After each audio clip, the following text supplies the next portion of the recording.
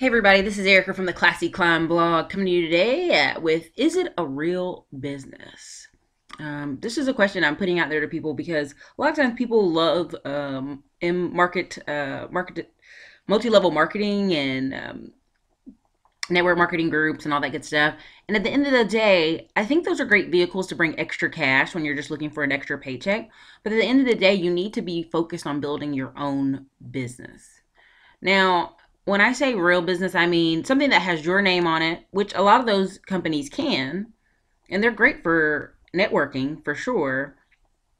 But I'm only interested in the ones that deliver a product, a physical product, put cash in your pocket.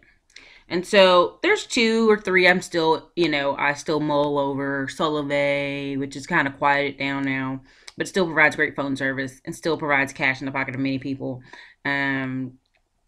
The extra digital digit movement, that one helps people start home based businesses. And that's the reason why I like that one, is because there's so many people who are just not knowledgeable about home based businesses and how easy it could be to start one, and how easy it could be to eventually, once you start them on that path, they could go start other projects under that home based business EIN number, and grow later in their life, hopefully, in that area of business.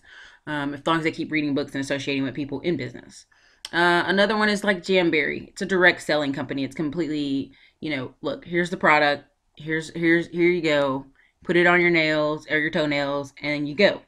I like those products because they serve people, and they actually are a physical product.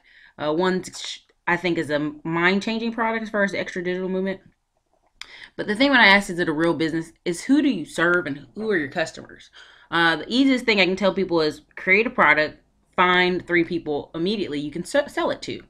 And if that works, then realize you have a bigger market for it. Same thing with service companies. I have a service company, a painting company that works with apartment complexes. I already had a list of every apartment in the city. And I was going to go to every door of those apartments in the city till I got some responses. Because at the end of the day, a lot of these businesses people are creating, some of them are side businesses, some of them are body butters or face cares, things like that. As long as you have about 25 to 100 customers on a consistent basis that you can resell to, I consider your business a real business. All these different things I see online about that makes some people really wealthy, and then a lot of their downlines are not wealthy. I don't have time for that. I just think that's a waste of time. I think that's a waste of your time because you don't get clear metrics. To me, clear metrics is I have 100 customers, they pay me $100 a piece, or I have 1,000 customers that pay me 100 a piece. I have $100,000 business a year. Stuff like that. I mean, I want it to be as clear as possible, and numbers, I can write it on a board and show it to anyone, and it makes sense.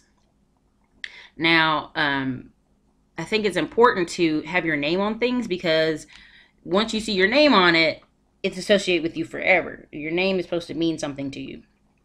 And so I think a lot of the flack from the Dame Dash interview is, yeah, those people have been working in radio for 20 years and they own side projects and side businesses.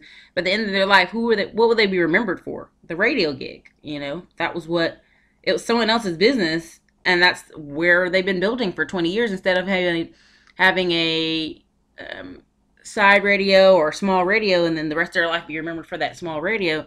They've decided to go through the bigger avenue, which is fine. Whatever pays your bills, I get it.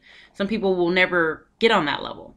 And I remember having a conversation with a friend who was a producer, and I go, why don't you just produce your own stuff? Why don't you go around and just be a production company? And he goes, well, I'm not an entrepreneur. I don't see myself starting a business. I like having a job. Well, at the end of the day, most people in filmmaking, they're advertising themselves as though they are a business. And I wanted to just grab them and go, there's no money in that. Long term, you could always be someone's production assistant all your whole life.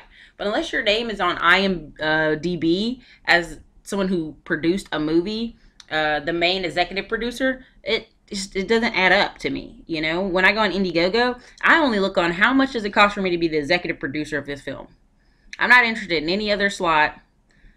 Executive producer only. I want my name on it. I want to see the finished product. I want to go to the red carpet event when it's set up. To me, that's real business, and that's really putting your money up and putting your name and your face on something. Same with my coffee company. When I had my coffee shop, I made sure people knew I was in there. I was in there, and it was my name. And if it went down, it went sour. I was okay with that because I learned something about that area, about what it was ready for, what it wasn't ready for.